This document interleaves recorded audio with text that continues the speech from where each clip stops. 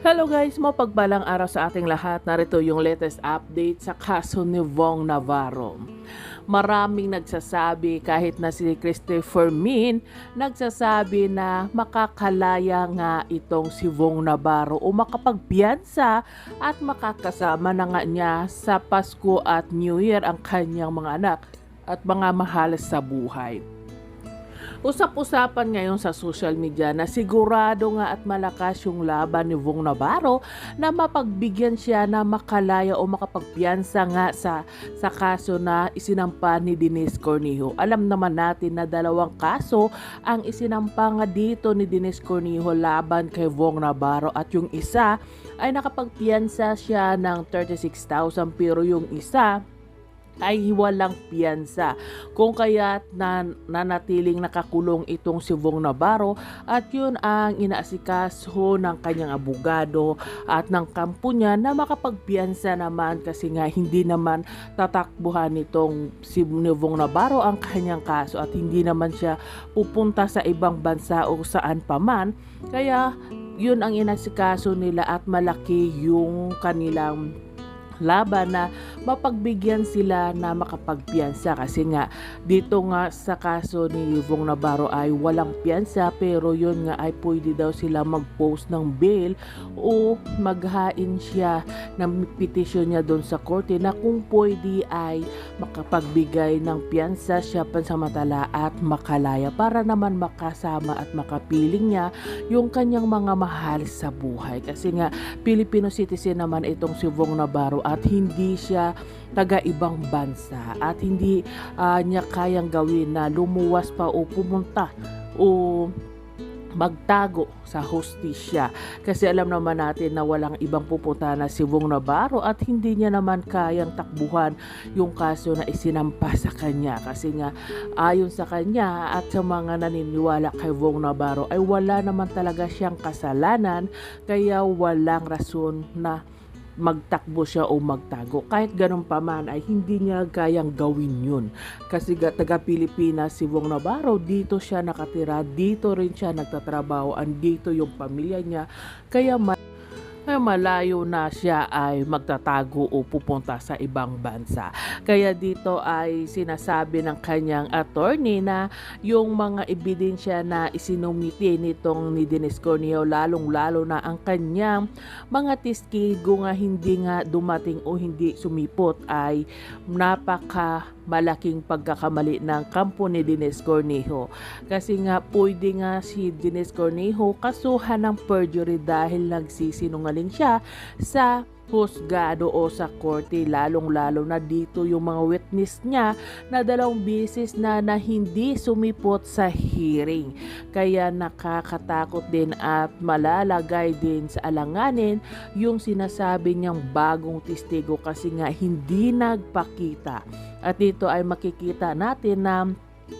hindi sila preparado at gawa-gawa lang nila o binayaran yung mga witness na sinasabi ni Denise Cornejo. Alam naman natin at halatang halata kung ano yung plano nila dito kay Vong Navarro, pero yun nga lang ay matalino at mautak yung itong attorney ni Vong Navarro at alam niya ang pasikot-sikot ng kaso ni Vong Navarro, kaya kahit itong lolo ni Denise Cornejo ay nagsabi na bakit hindi nala makipag-ariglo itong si Vong Navarro at yung kanyang apo na si Denise Cornejo, kasi nga pareho lang daw sila na may kasong dalawa na isinampa sa bawat isa at meron silang inaalagaan na pangalan. Bakit hindi nila makipag-ariglo at mag-move on silang dalawa, kasi nga alam ng lolo ni Denise Cornejo na tagilid yung kanyang apo sa isinampang kaso laban dito kay Vong Navarro. At alam nating lahat na itong si Cedric Lee ang humahawak ngayon kay Denise Cornejo, kaya kitang-kita natin sa pagdalo nga sa hearing ni Denise Cornejo na stress na yung babae, walang tulog, takot na takot at malungkot na malungkot, kasi nga syempre kahit ayaw niya ay wala siyang magagawa, kasi nga hawak siya sa liig nitong si Cedric Lee. Kasalanan din naman ni Denise Cornejo yun na nagpapahawak siya o nagpapadala siya kung ano-ano yung mga sinasabi ni Cedric Lee. Kaya yun nga lang ay wala siyang magagawa. Alam naman natin na itong si Cedric Lee ay nasangkot din doon sa kaso o sa skandal nga na isinagawa nila doon kay Katrina Halili at Hayden Ko, na yun ay pumutok din na balita at isa doon si Cedric Lee na itinuturo ding mastermind sa paglabas ng skandal na video na yun. Kaya ito naman yung ginawa nila muli kay Vong Navarro, pero yun nga lang ay mautak nga itong si Vong Navarro at ang kanyang abogado, at buti na lang kamo ay may CCTV camera na magpapatunay kung inosente nga ba si Vong Navarro o hindi, at kung paano nila pinlano ang kanilang ginagawang pang blackmail dito kay Vong Navarro. Buti na lang at matapang din itong attorney ni Vong Navarro at hindi padadaig doon sa mga kalaban nila Cedric Lee. Kaya halatang halata naman talaga na gawa-gawa lang ng lahat, at lalong-lalo na itong pagsampa ng kaso muli ni Dennis Cornejo kay Vong Navarro. Halatang halata na pera yung kanilang habol dito, kasi nga yung una nilang plano ay hindi sila nagtagumpay na makahuthut ng pera, bagkus ay sila pa yung nabaliktad doon at sila yung nakulong. Kaya naman after 8 years ay sinurpresa nga nila itong si Vong Navarro para sampahan muli ng kaso, 'di ba? Alam naman nating lahat talaga kung ano yung motibo nila,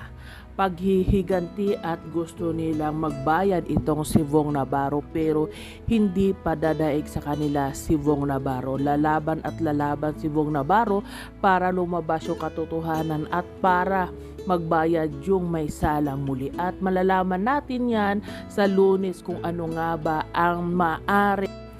hatol ng korte sa petition ni Vong Navarro na makapagpiyansa siya sa kasong isinampa ni Dennis Cornejo. Kaya kahintayin na lang natin kung ano nga ba yung magiging resulta sa kaso. Pero yun nga, maraming nagsasabi na sigurado at makapagbigyan itong si Vong Navarro na makapagpiyansa at makasama ang kanyang mga mahal sa buhay sa